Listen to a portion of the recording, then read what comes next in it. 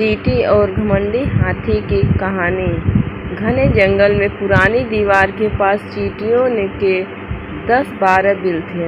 उनमें बहुत सी चींटियां रहती थीं। इन बिलों के पास ही 5-6 बड़े बड़े वृक्ष थे। चींटियां उनके नीचे खुश रहती थीं। वे पास के खेतों में से अपना भोजन लाकर जमा करती रहती थीं। उनमें से एक रानी चींटी भी थी। उसकी बात सभी चींटियां मानती थीं। सभी चींटियां आपस में घुल मिलकर रहती थीं। एक दिन अचानक चींटियों पर मुसीबत आ गई। उन्हें अपने जीवन की चिंता सताने लगी। हर रोज भारी संख्या में उनकी मौत होने लगी। यह सब एक हाथी की वजह से हो रहा था। वह एक वृक्ष के पास रहने के लिए आया हुआ था। वैसे तो जंगल में रहने को पर्याप्त स्थान था, लेकिन फिर भी वह चींटियों के बिलों के पास वाले पेड़ के नीचे रहने लगा। जानबूझकर दीवार के पास से गुजरते हुए चींटियों को मारता हुआ आने जाने लगा। चींटियों की दुर्दशा देखकर हाथी को बड़ी हंसी आती। वह कभी पेड़ की शाखाएं तोड़कर ले आता, तो कभी छोटी पूंछ और बड़े कान हिलाकर नचाता। कभी कभी वह जानबूझकर अपनी सूंड में पानी भरकर लाता और उसे चींटियों के बिलों पर छोड़ता। चींटियां डर कर इधर उधर भागती तो हाथी को मजा आता था। एक दिन जब हाथी दूर गया हुआ था तो चींटियां इकट्ठी हुई। उन्होंने आपस में सलाह की कि वे इस खतरे का सामना कैसे करें।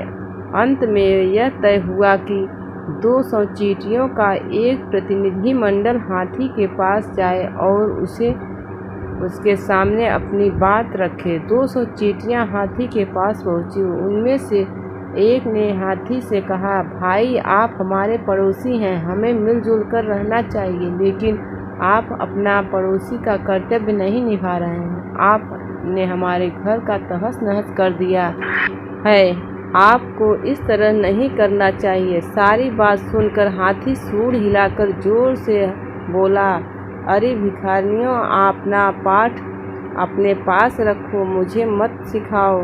यदि मुझे डर है तो यह जगह छोड़ दो। चींटियों ने हाथी को बहुत समझाना चाहा, लेकिन वह नहीं समझी।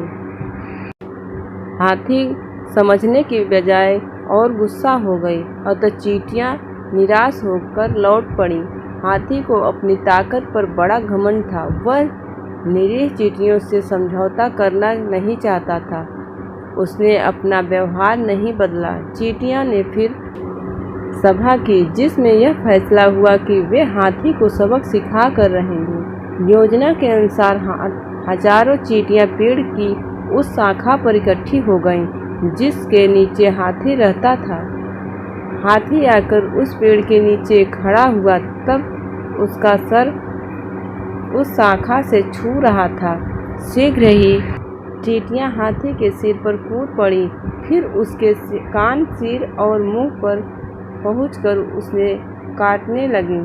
कुछ तो कान में घुस गईं और काटने लगीं। हाथी दर्द से तड़प रहा। उसने उठने बैठने लगा। फिर कुछ समय बाद वह बेहोश हो गया। इसके बाद चींटियां अपने घरों को लौट गईं। कुछ समय बाद हाथी आया और पहले की तरह वह फिर घूमने लगा।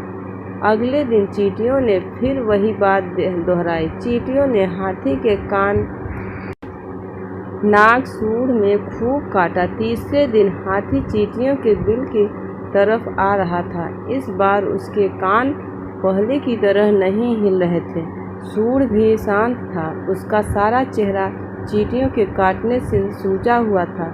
किसी तरह वह रानी चींटी के पास पहुंचा और कहने लगा, मैं अपनी हार मानता हूँ। आगे से मैं किसी चींटी को नहीं सताऊंगा, परंतु अब मुझे भी आपकी चींटियां तंग न करें। मैं क्षमा मांगता हूँ। यह कहकर हाथी ने अपने घुटने टेक दिए। रानी चींटी ने कहा, भाई हाथी उठो, तुम हमारे पड़ोसी हो। हम तो तुम्हें पड़ोसी का सम्मान करना सिखाना चाहते थे। जब हमारे पड़ोसी ने हम पर अचानक हमला किया तो हमने भी अपनी ताकत दिखा दी। हाथी शर्मिंदा हुआ। उसने कहा, बहनों, तुम सब बहुत अच्छी हो और ताकतवर भी हो। मैं अब यहाँ से विदा लेता हूँ। यह कहकर हाथी सिर झुकाकर वहाँ से चला गया। इस तरह चींटियाँ का दुख दूर हो गया। इस कहानी से हमें यह शिक्षा मिलती है, बड़ी से बड़ी मुसीबत भी आपस में एकता बनकर और विचार विमर्श करके हल किया जा सकता है।